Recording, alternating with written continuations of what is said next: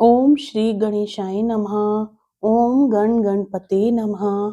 आप सभी पर भगवान गणेश की कृपा सदा सर्वदा बनी रहे। मित्रों, प्रत्येक माह में आने वाली कृष्ण पक्ष की चतुर्थी को संकष्टी चतुर्थी कहा जाता है। यह व्रत माता पार्वती के पुत्र श्री गणेश को समर्पित है। इस दिन विधि विधान से भगवान श्री गणेश जी की पूजा करनी चाहिए और कथा सुननी चाहिए।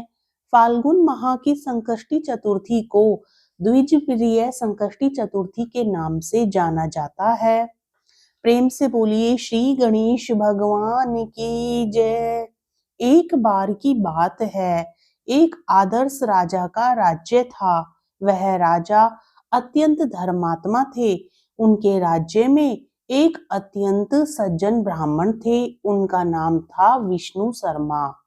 विष्णु शर्मा के 7 पुत्र थे। वे सातों अलग अलग रहते थे।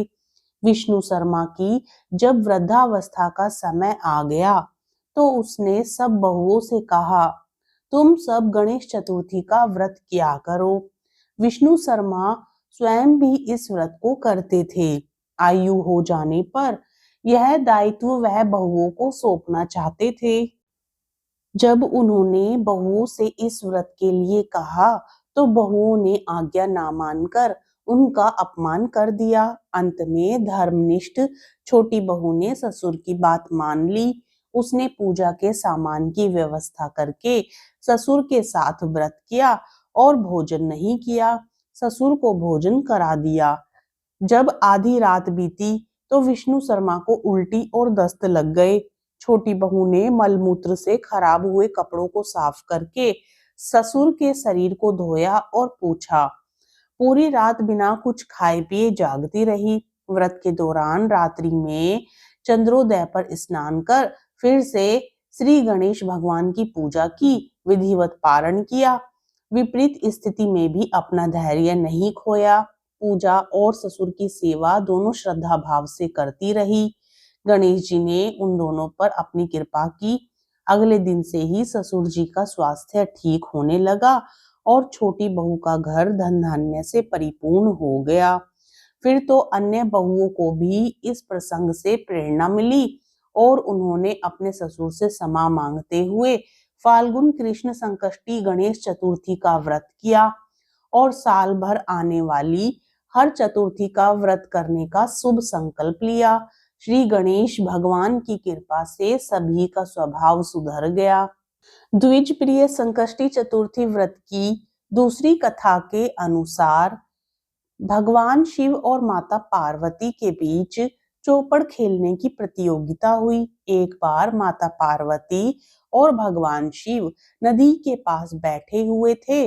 तभी अचानक माता पार्वती ने चौपड़ खेलने की अपनी इच्छा जाहिर की। लेकिन समस्या की बात यह थी कि वहां उन दोनों के अलावा तीसरा कोई नहीं था जो खेल में निर्णायक की भूमिका निभाए।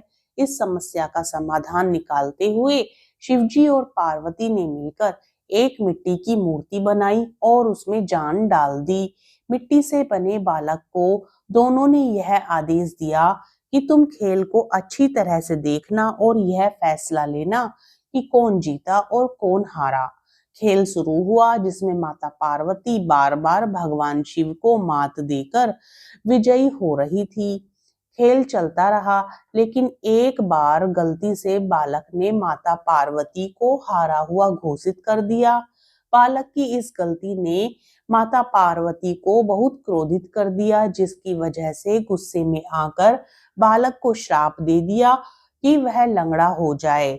बालक ने अपनी भूल के लिए माता से बहुत क्षमा मांगी तो माता ने उसे माफ कर देने को कहा। बालक के बार बार निवेदन को देखते हुए माता ने कहा कि अब श्राप वापस तो नहीं हो सकता, लेकिन वह एक उपाय बता सकती हैं जिससे वह श्राप से मुक्ति पा सकेगा।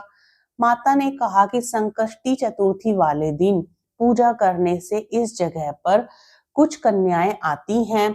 तुम उनसे व्रत की विधि पूछना और उस व्रत को सच्चे मन से करना। बालक ने व्रत की विधि को जानकर पूरी श्रद्धा पूर्वक और विधि अनुसार द्विज प्रिय संकष्टी चतुर्थी का व्रत किया। उसकी सच्ची आराधना से भगवान श्री गणेश प्रसन्न हुए और उसकी इच्छा पूछी। बालक ने माता पार्वती और भगवान शिव के पास जाने की अपनी इच्छा को जाहिर किया। गणेश ने उस बालक की मांग को पूरा कर दिया और उसे शिवलोक पहुंचा दिया। लेकिन जब वह पहुंचा तो वहां उसे केवल भगवान शिव ही मिले। माता पार्वती भगवान शिव से नाराज होकर कैलाश छोड़कर चली गई थी।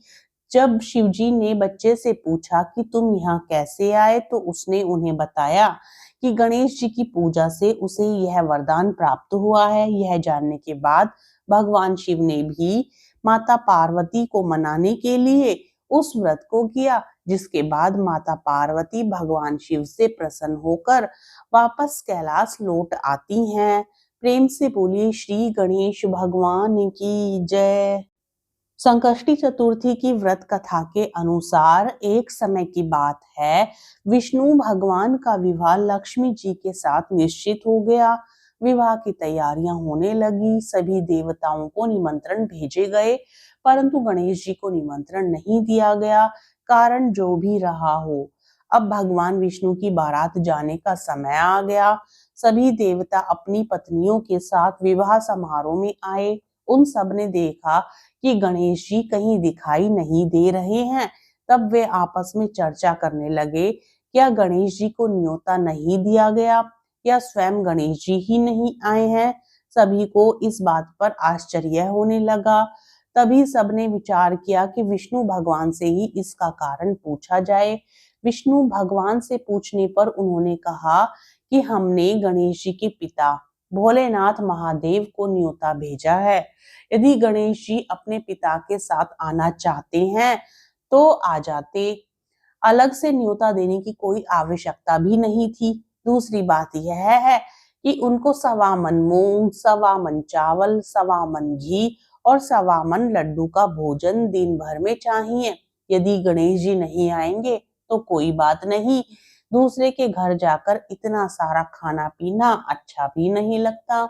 इतनी वार्ता कर ही रहे थे कि किसी एक ने सुझाव दिया, यदि गणेश जी आ भी जाएं तो उनको द्वारपाल बनाकर बैठा देंगे कि आप घर की याद रखना। आप तो चूहे पर बैठकर धीरे धीरे चलोगे तो बारात वैसे भी बहुत पीछे रह जाएगी। यह सुझाव भी सबको पसंद आ गया तो विष्णु भगवान ने भी अपनी सहमति दे दी। होना क्या था कि इतने में गणेश जी वहां आ पहुंचे और उन्हें समझा बुझाकर घर की रखवाली करने बैठा दिया। बारात चल दी। तब नारद जी ने देखा कि गणेश जी तो दरवाजे पर ही बैठे हुए हैं, तो वे गणेश जी के पास गए और रुकने का कारण पूछा। गणेश जी कहने लगे कि विष्णु भगवान ने मेरा बहुत अपमान किया है। नारद जी ने कहा कि आप अपनी मूसक सेना को आगे भेज दो, वह रास्ता खोद देगी, जिससे उनके वाहन धरती में धंस जाएंगे। तब आपको सम्मान पूर्वक बुलाना पड़ेगा। अब तो गणेश जी ने अपनी मूसक सेना जल्दी से आगे भेज दी और सेना ने जमीन पोली कर दी। जब बारात वहां से निकली तो रथों के पहिए धरती में धंस गए। लाख कोशिश करें परंतु पहिए नहीं निकले। सभी ने अपने अपने उपाय किए, परंतु पहिए तो नहीं निकले, बल्कि जगह जगह से टूट गए। किसी की समझ में नहीं आ रहा था कि अब क्या किया जाए। तब तो नारद जी ने कहा, आप लोगों ने गणेश जी का अपमान करके अच्छा नहीं किया। यदि उन्हें मनाकर लाया जाए तो आपका कार्य सिद्ध हो सकता है और यह संकट टल सकता है। शंकर भगवान ने अपने दूत नंदी को भेजा और वे गणेश जी को लेकर आए। गणेश जी का आदर सम्मान के साथ पूजन किया। तब कहीं रथ के पहिए निकले। अब रथ के पहिए निकल तो गए, परंतु वे टूट फूट गए तो उन्हें सुधारे कौन। पास के खेत में खाती काम कर रहा था, उसे बुलाया गया। खाती अपना कार्य करने के पहले ओम श्री गणेशाय नमः कहकर गणेश जी की वंदना मन ही मन करने लगा। देखते ही देखते खाती ने सभी पहियों को ठीक कर दिया। वह खाती कहने लगा कि हे देवताओं, आपने सर्वप्रथम गणेश जी को नहीं मनाया होगा और ना ही उनका पूजन ही किया होगा, इसलिए तो आपके साथ ये संकट आया है। हम तो मूर्ख अज्ञानी हैं, फिर भी पहले गणेश जी को पूजते हैं, उनका ध्यान करते हैं। आप लोग तो देवता गण हैं, फिर भी आप गणेश जी को कैसे भूल गए? अब आप लोग भगवान श्री गणेश जी की जय बोलकर जाएं तो आपके सभी काम बन जाएंगे और कोई संकट भी नहीं आएगा। ऐसा कहते हुए बारात वहां से चल दी और विष्णु भगवान का लक्ष्मी जी के साथ विवाह संपन्न करा के सभी सकुशल लौट आए। हे गणेश जी महाराज, आपने विष्णु को जैसे काज सरो ऐसे कथा कहते सुनते सभी के काज सरना। बोलो गजानन भगवान की जय। द्विज प्रिय संकष्टी चतुर्थी पर भगवान गणेश की पूजा करने और कथा सुनने और व्रत के साथ साथ चंद्रदेव की भी उपासना की जाती है। इस दिन महिलाएं अपनी संतान की लंबी उम्र और बेहतर स्वास्थ्य की कामना के लिए व्रत करती हैं। धार्मिक मान्यताओं के अनुसार द्विज प्रिय संकष्टी चतुर्थी पर व्रत करने से विघ्नों का नाश होता है और मनोकामनाओं की पूर्ति होती है। प्रेम से बोलिए श्री गणेश भगवान की जय। आप सभी पर भगवान गणेश की कृपा बनी रहे। आपको कथा अच्छी लगी हो तो वीडियो को लाइक करके चैनल को जरूर सब्सक्राइब कीजिएगा और साथ ही गणपति बाप्पा की जय भी जरूर लिखिएगा। ओम श्री गणेशाय नमः।